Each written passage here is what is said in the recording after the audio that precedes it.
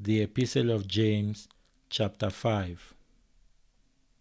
Come now, rich men, weep and lament for your miseries that shall befall you.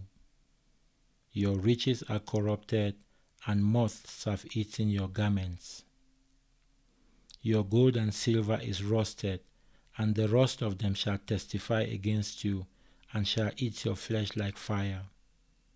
You have laid up riches for yourselves for the last days. See, the wages of the laborers who have harvested your fields, whose wages you withheld by fraud, cry out.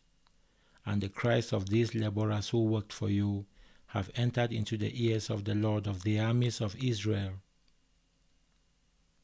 You have lived in pleasure on the earth by indulging in a luxurious lifestyle. You have fattened yourselves for the day of slaughter.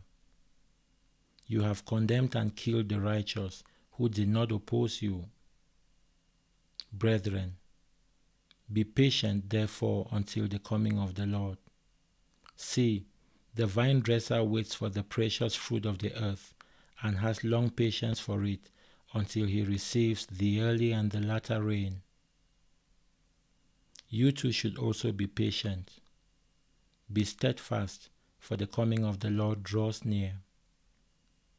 Brethren, do not begrudge one another, lest you should be condemned. See, the judge stands at the door. My brethren, take the prophets who spoke in the name of the Lord as an example of suffering affliction and of patience. See, those who endure, we call them blessed. You have heard of the patience of Job and have seen the end of the Lord, that the Lord is very compassionate and full of tender mercy. But above all things, my brethren, do not swear, neither by heaven, nor by the earth, nor by any other oath.